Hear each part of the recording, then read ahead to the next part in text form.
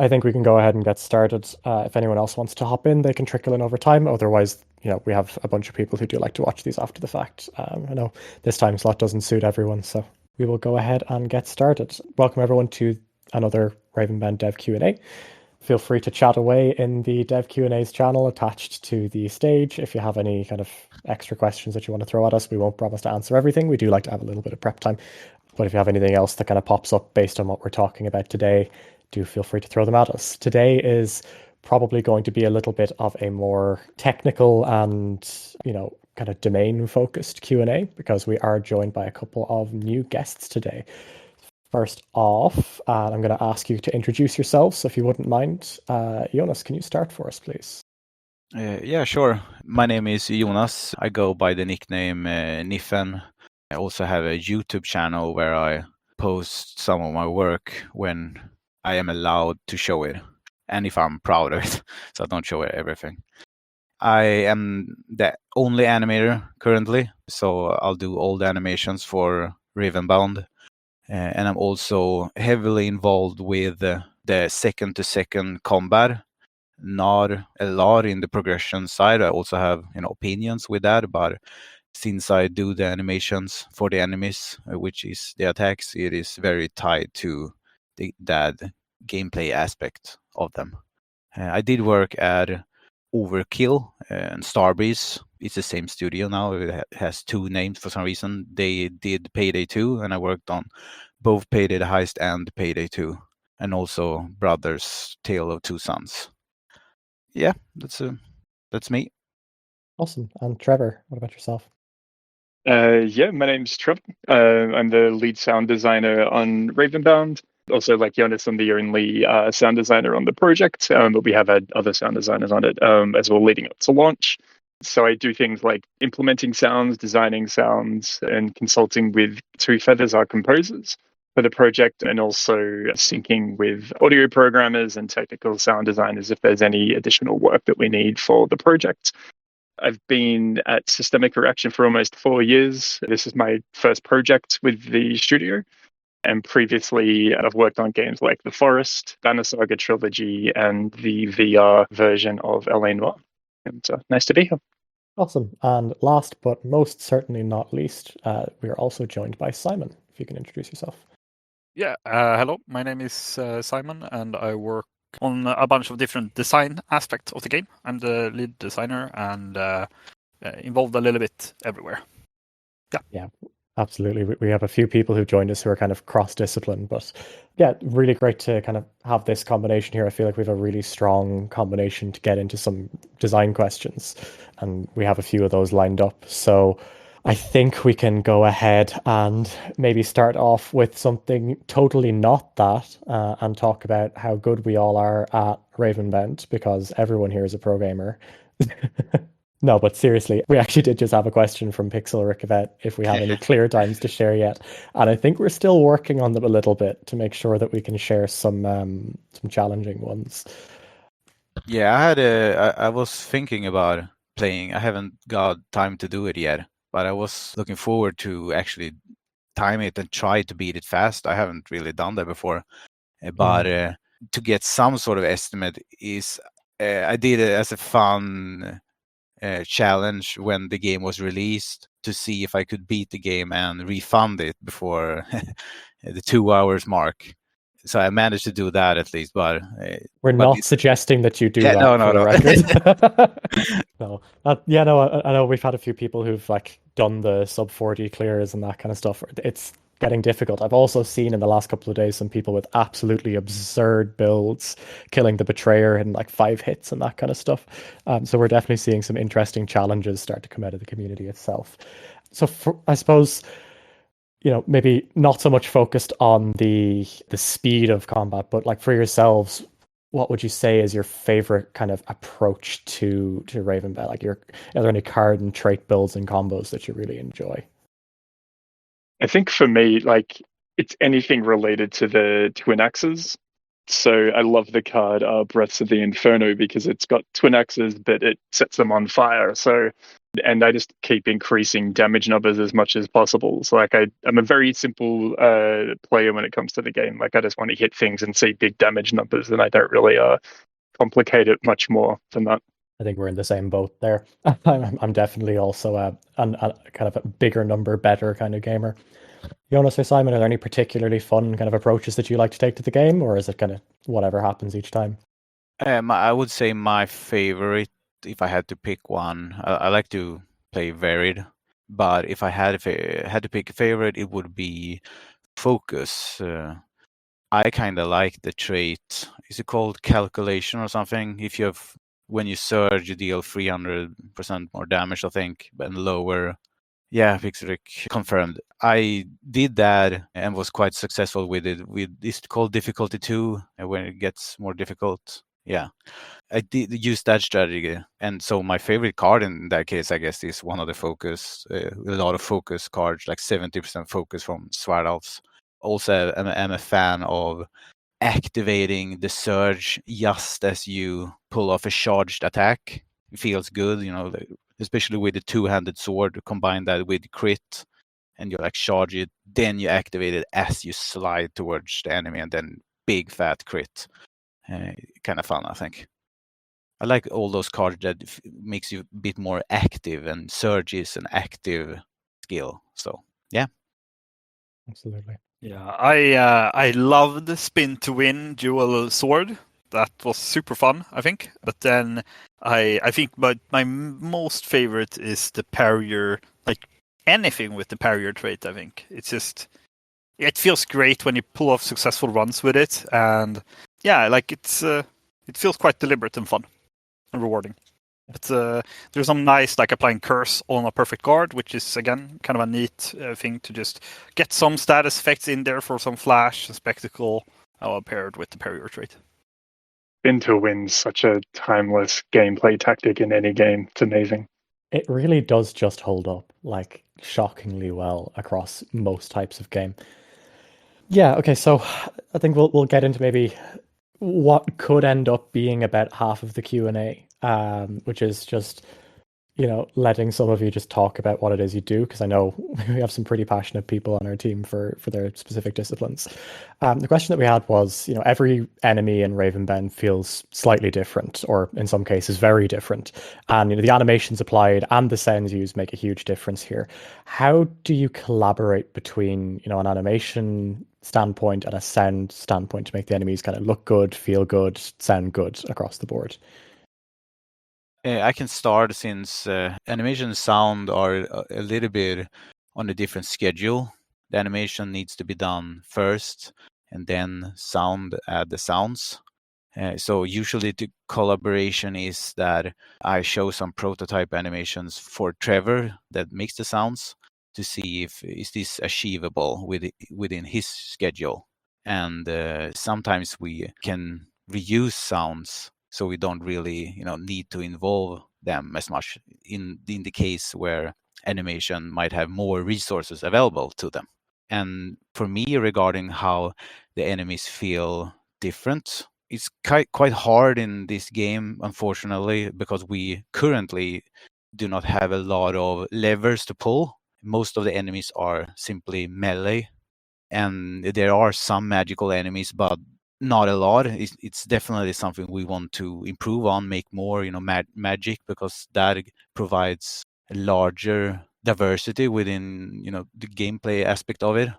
But if I only have melee combat to work with, only swings, if you change the timings of those swings for one enemy to the other, like one enemy has a simple swing, but it's slower for the other enemy, it feels different.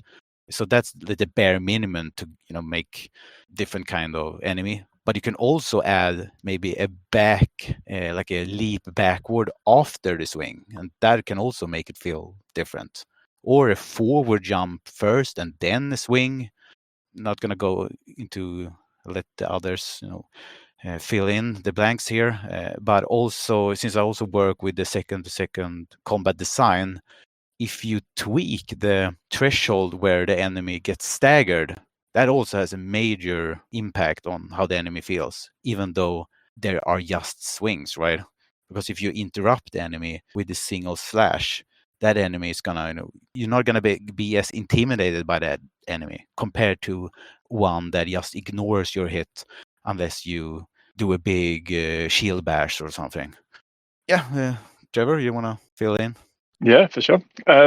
Yeah, I think similar to what Jonas just said, like I'm really lucky where I'm sitting like right next to Jonas, and I get to see a lot of early work in progress stuff. And I think even though they're very different disciplines, I think audio and animation also share similarities where it's all about timing. And I think it's really important for Jonas and I to be in sync and kind of to share feedback back and forth where we can be like, is this where this sound should be playing? And there'll be times where Jonas is like, I think this should come in a little bit earlier. And I think it's all because the audio has to be feedback for the gameplay moments. And I think it's really fun to develop a game that the combat can be quite chaotic and there could be sounds playing all over the place, but to kind of try and figure out the really important sounds in those moments. And I think from my perspective on an audio craft, like I think I'm really lucky on this project where we have this amazing looking world and we have these really cool looking creatures where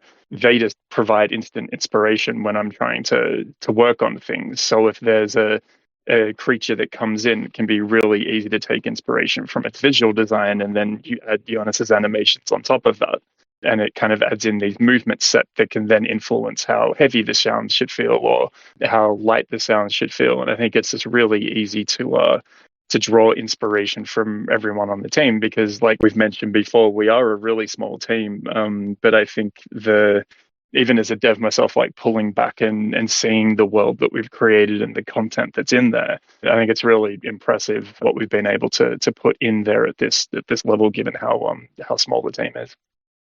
Yeah. Also, like when we discover together, perhaps in a session where we review the game, where we realize, oh, this attack comes, from behind or something, because you like the dive attack with the dual dagger Alvas, that we realize that needs a unique tell from sound, because usually they can do it even though they're off screen, right? So you need that extra layer of telegraph, not only the animation. So that's definitely something we also try to emphasize with sound, I feel, and with animation. When there is something special, it's going to happen, like a special attack that's either deadly or comes a little bit as a surprise. Yeah, exactly. And I think like that's something that we'll just get better and better at doing as well, because as we watch the community play the game and as we get feedback about how players are finding things in combat, and they might be saying, well, we didn't realize why I was getting hit, or we didn't understand where this attack was coming from. That's always feedback for us that we can take on and kind of be like, well, how can we improve the tells on attacks or on all different animations and different sounds? And I think that's the really exciting thing about having the game out there in the world now, because we can see people playing it and we can find ways where we can really dial in the combat experience in particular. Thanks for that answer. That was some, really good detail, and kind of, I love letting people who are, into their craft just kind of go on tangents, especially when the two of you can bounce off each other, because we get some really, really interesting bits of insight. I have a slightly different question for you, because I know in the past, we've had Jonas on stream talking about some of the kind of tools and approaches that are used to make some of the animations for Ravenbound. And like both animation and sound design, they can have a lot of options for working outside of the game engine itself. Like all of your time isn't spent tweaking numbers or, specifically staring at a computer screen. Are there any tools or techniques that you've used for Ravenbound or that you use for your work that people might not expect, or any approaches or techniques that are kind of interesting to you for these kinds of projects? I talked about this before, but obviously when there is a question like this, I always come back to motion capture, especially because it is not completely new. Other studios definitely do it as well, but to the extent we use motion capture on pretty much everything in the game is not every studio are comfortable with. And I also like to try to keep in shape, in real life, and so that's an extra motivation. I feel like I can use, not that I'm super fit, but it helps when you swing a big sword or you needs to jump as high as you can, and throw yourself to the ground. Feels like an extra layer of motivation to go to the gym, etc. And it is surprising how well it works, even though when you look at it in the mocap studio, like when we record it, it looks absolutely ridiculous when I lie on the floor and pretending to fall, just flick my arms and legs about like I am falling, but then when you grab that and you get like a foundation of movement that you fix the poses on to make it look like you're actually falling in the air, not lying on the floor. It works surprisingly well, and without it, we could never have the amount of weapons, enemy variations with different weapons. For this size of a team, it is a lot of animations in Ravenbound, and to rely on something like keyframe, which is when you do everything by hand, is just like night and day. That's the tool that maybe is surprise to some. Yeah, like you said, I know we've talked about it before, but it's always really fun to hear about the motion capture. Like some of the mental images that I get when you're talking about this are just fantastic. Trevor, from your perspective, is there any kind of maybe equivalent of that in the sound team? I know like game design in particular is full of crazy stories about how some sounds are made for certain characters in certain games. But is there anything for Ravenbound in particular that's like an interesting approach? I think it's kind of, I guess the equivalent for audio would just be field recording or like recording in general. And I think, as you said, like with sound, you're really lucky because you could record anything. And then once you've kind of processed it and applied all these different plugin effects, it can kind of sound completely different to what the original recording was. So I know there's like this big alarm that goes off. I think it's every 3 months in Sweden. It's like an alarm system test, and that ended up being part of the sound that plays near the hatred beams. So like it sounds nothing like what the recording was, but it was just has this really cool oppressive kind of tone to it when you hear it. And I think like I ran that through a bunch of effect pedals and things like that, and just tweaked it to the point where it had that nice droning kind of feel that the hatred lasers above the siphons have. And so that's maybe one thing. But I also like using voice for things. So when you go into a rift, there's like that low droning ambience that's playing. And that's actually the sound designer from The Angler. I got him to just hum into a really high resolution microphone. And what that allows us to do is to really pitch down the sound, but it still keeps the really nice detail of the recording, which you can't do with microphones that don't capture as much resolution. And I ran that through a bunch of effects and kind of put a lot of reverb on it and ran it through a synthesizer. And that kind of turned into that really kind of otherworldly ambience that plays when you go into a rift. And then it stops once you've cleared a rift. So I think using voice for things, you can, as long as you can kind of create a tone, you can run it through a bunch of different effects and process it in ways that sound really different. And sometimes it can really work, and sometimes it can just be horrible and you just throw the sound away. But it's always fun experimenting. Yeah, I mean, I always love hearing about those. Are there any other kind of hidden or less obvious, either animations or sounds for either of you that, maybe it's not super obvious where they came from, but are super fun to talk about, like in the game, or are those kind of the big ones you've already talked about? Not sure if it's super fun, but it is pretty interesting. I feel like when the player attacks, when you charge, they are quite over the top. Some of them, like the dual sword, which I couldn't do that obviously in the mocap suit. But once you understand kind of the process of and the beats of the motion, and you learn how to record one session at a time and then splice them together, you can get quite interesting results. like the dual sword primary charge attack, for example. I'm talking about if you have played with that weapon, I think you know, like the helicopter attack. I'm not sure what to call it. Spin to win, I think, is what it was christened as. Yeah. Yeah, that's the dodge attack. Oh, so it is. Yeah. The primary dodge. That I will saw a lot of people abuse that. Yeah. Use Different use it variants on over the and over spin. and over. That would be interesting to hear. If, by the way, because we did nerf that a little bit, like we added this tiny little bit of a delay, so you can't abuse the invulnerable frames and still deal attacks. You are now open a bit longer. Not sure what the effect was. We didn't want to nerf it too bad, but it was a bit too abusive, I think. Yeah, I think from what I saw of people discussing it, that did have the desired effect.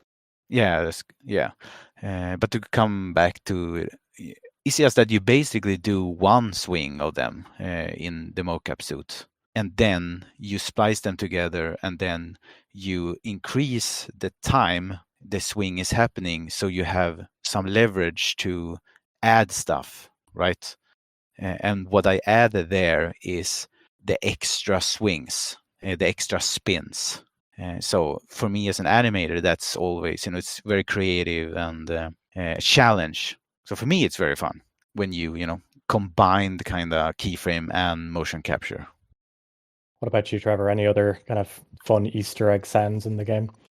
Not so much a Easter egg sound, but I think the weirdest experience that I had was when I was working from home. I didn't really have any like treated areas where I could record nice sounding things in. So I stuck my head into a cardboard box and recorded like all these weird groaning vocal sounds, and that's what you hear on the hatred chests as well. So it's all processed and everything, but putting my head into a box kind of gave it this weird boxy acoustic kind of sound. So I think that's always going to be the recording thing that I remember, because my partner was just watching me, just going, "What are you doing?"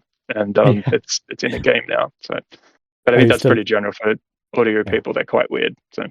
Oh, no, for sure. I used to live with a shoutcaster for video games, and he used to cast from home. And I remember like opening the door to his room once, not realizing that he was on a cast, but he had gotten a new, much fancier microphone, and then realized that his bedroom was terrible and his sound treatment for the walls hadn't arrived yet. So he was standing there in front of his desk. He had taken the curtains down off the curtain rail, draped them over his computer and himself, and was using that as like the sound treatment.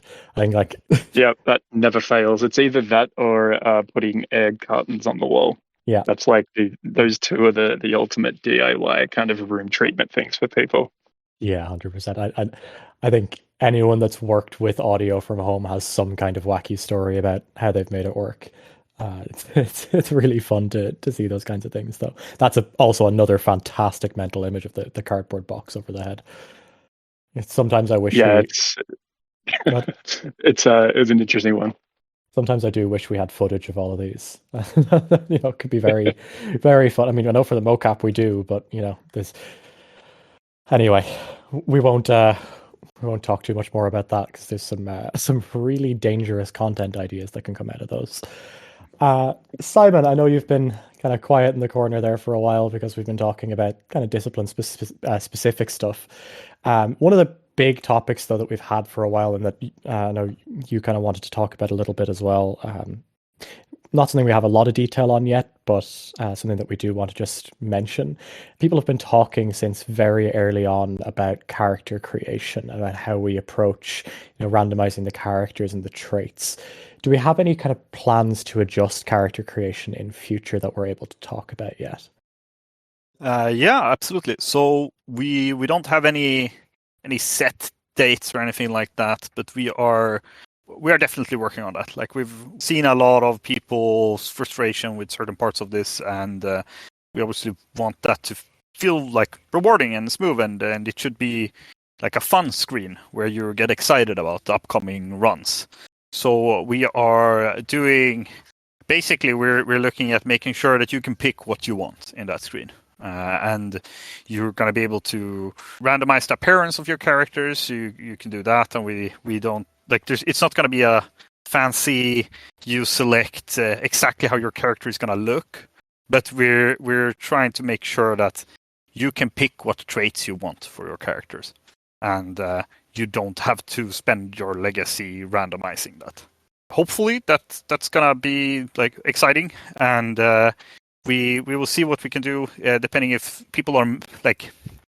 Once we get that out, we will see if like do people miss the random aspect? Can we add that back somehow, or add something fun to test new builds? But to start out with, we're just looking to make sure that people can play what they want to play, and there shouldn't be anything else going on really. So hopefully we can get that out soon enough for everyone to test. We are working on it right now, testing it and getting a feel for it. So it's quite exciting. And more details is probably not something we have right now, but we are working on it, and it's gonna come up soon enough. Really looking forward to that one as well, because I know there's a bunch of people who, like Pixel Rick is talking about here, the ability to pick traits will make speedruns so much easier. 100%, we're really looking forward to letting people kind of refine their craft as much as try all of the different options. There was a couple of other questions in there. Any permanent progression spoilers? Not at the moment. Those are still, as far as I know, design discussions that are ongoing. Definitely still a high priority for the team, but not something that we have anything to communicate on yet. The other was any news on next update expected date. Not at the moment. We don't have that 100% locked yet. We are looking forward to being able to talk about that quite soon. We are looking to continuously push out updates on a fairly regular basis for Ravenbound, but we want to make sure that when we promise a date, we're ready to promise the date, just to be absolutely sure for those. But do keep an eye. We will be talking in Discord about it as soon as we have it, and we also just want to make sure that we don't want to tie the team too closely to we must release an update on this date. We want to make sure that we always have time to really give everything the time it needs to breathe, make sure that the updates that we're delivering are high quality updates, that we have plenty of time to test and all that kind of stuff. But we should be able to talk about the next update pretty soon, which we're really looking forward to, because there's a lot of fun stuff in there. I could mention just before we continue that the character creation is the first step of we want to make sure that the experience of going from run into the other becomes more exciting. So we're talking a bunch about that, and hopefully we can talk more with more details in the future. But that is something that is very much an ongoing process in the team. Or how do we make it so what you've done in one lifetime one run feels meaningful, and meaningful to jump into the next one. And character creation is the first step in that, in making sure that you come back, and if you have unlocked a new trait, you can just pick that trait and jump into the run with that. Yeah, absolutely. Kind of a broader question for the three of you then, just to kind of open this up to something a little bit more general for a little while.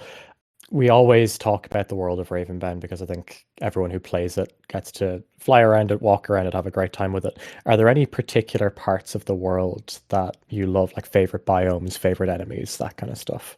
Whoever wants to can take this. Because this. I can go. Regarding favorite enemy, maybe a bit hard to answer, especially since they are dear to my heart since I worked on most of them. But the Hexa boss, it's a boss, not an enemy. But I mean, not a normal enemy.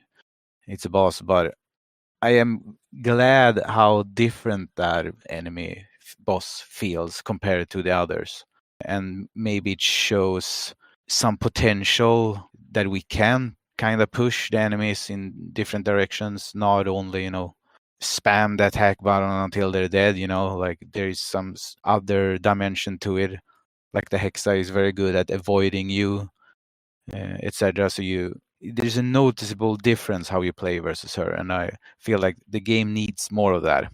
It needs more diversity in terms of how you beat the enemies. Ideally you want kind of a new game plan depending on the enemy you encounter, and I feel like that one achieved that clearly.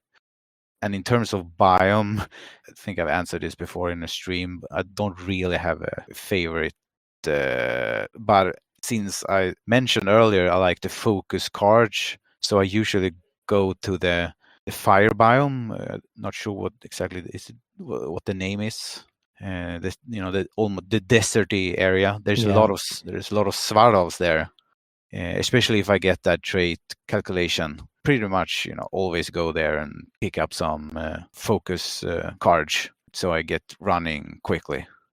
I think I said summer biome last time, but so I guess I changed my mind. But yeah, today I feel like it's the fire biome. Yep, we're allowed to change every day if we need to. I'm definitely one of those people where my favorite biome does just change depending on which side of the bed I woke up on, what the sky is looking at outside. If it's a really dark, rainy day, I'm definitely going to want to go somewhere with sunshine in the game, that kind of way. True. Any other favorites from the rest of you?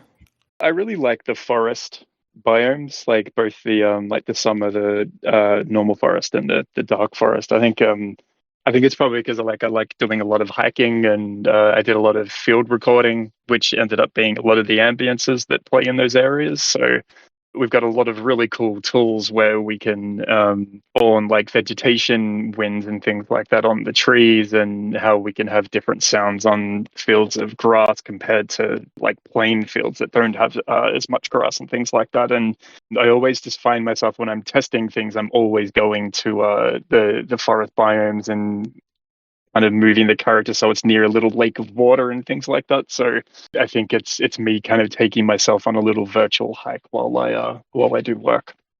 Yeah, for me, I think it's the Sushamar, where you fly out, like it's the southern parts of Ávalt, where it's like the open landscapes and vistas. And then I think the Westmin, the river, the Delta region, is also wonderful. But it's mostly from when I'm in the bird flying. Those are awesome. But I think sure. like Trevor for the dark forest is probably my favorite on-ground environment. Like the ambience in there is amazing, and if you hear one of the creatures sounds from far away and you don't see it yet, that's really, really nice. Okay, we're kind of getting through most of the questions that we had for today. Pixel, Rick, and myself are having a little discussion about Holder and Vitra, because the two of us have a little bit of trouble with those. I can't tell you why, but I always have trouble fighting Vitra. I know how to. My brain knows how to do the thing, but my hand won't press the buttons. Is there anything like that in the game for you that maybe you find uniquely challenging, even though you know how to beat it? Yeah, I would agree with the Holder sentiment. Vitras, I think, are pretty easy because they have such a clear counter, which is perfect guard, because that stuns them for like 3 or 4 seconds, I think. And if they are not a juggernaut, you only require one perfect guard to knock them down. So Vitras are not. That's not an issue for me. But Holders, the biggest problem for me is obviously that I think everyone who's played for a while, unfortunately, are very annoying when they get out of range from the camp and they walk slowly back and regen, which is something I really hope we can, find a solution to. I know we have been discussing it, but when that happens, that can be a run killer.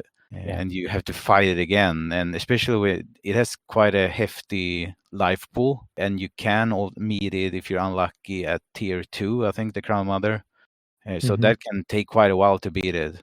And if there's also the small holders there, like that constantly are on you, while you're trying to kill the Crown Mothers, and you get into just one of those traps, then game over. Basically, they can literally be, even though you're full HP, and they pile up on you.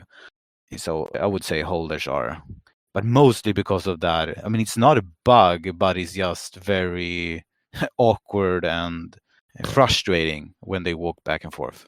We had we've had a couple of discussions about that in Discord, and even in the Q&A chat earlier, it was something that was mentioned. I know it's something, like you said, that we are looking at, but I don't think we have anything super exciting to talk about on that front yet.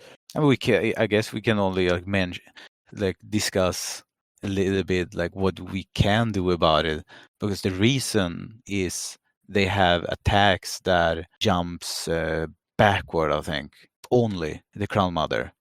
So when you fight her, the likelihood that she's gonna go to the outer ring is very high because she's only going backward, and then she stays there. She doesn't go forward when she attacks. She's in place and shoots, forward.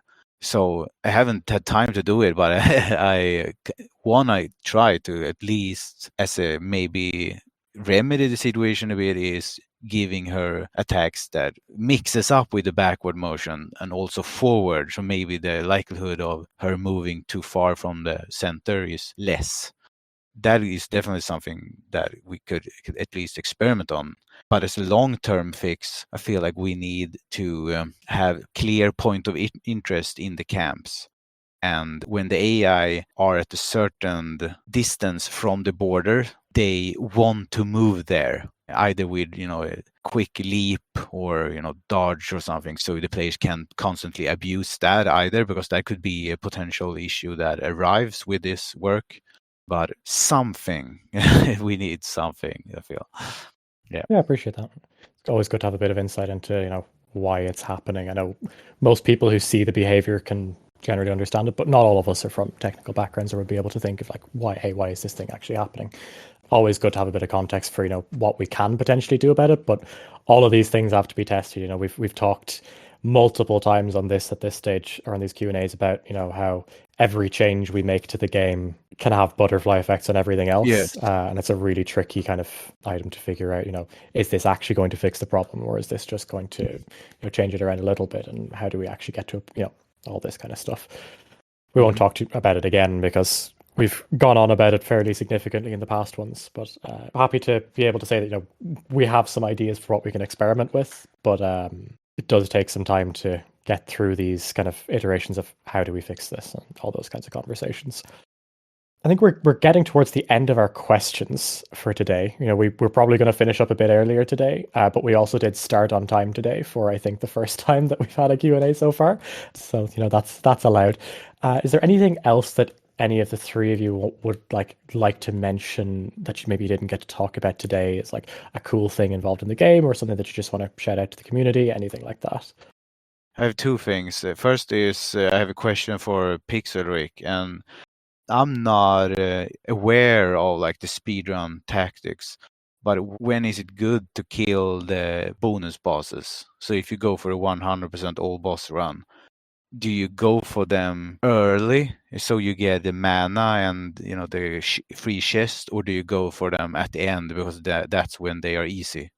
While he typed that answer, I can mention one thing that the animation I think I'm most proud of that is kind of hidden that probably almost no one is aware of is when you fly upward as the bird and you tap the fly slow button. So it works basically as a stop animation, right? But the transition between those two states, fly, flap, and fly slow, that animation was very, very hard to make feel right because the bird would never do it, I imagine.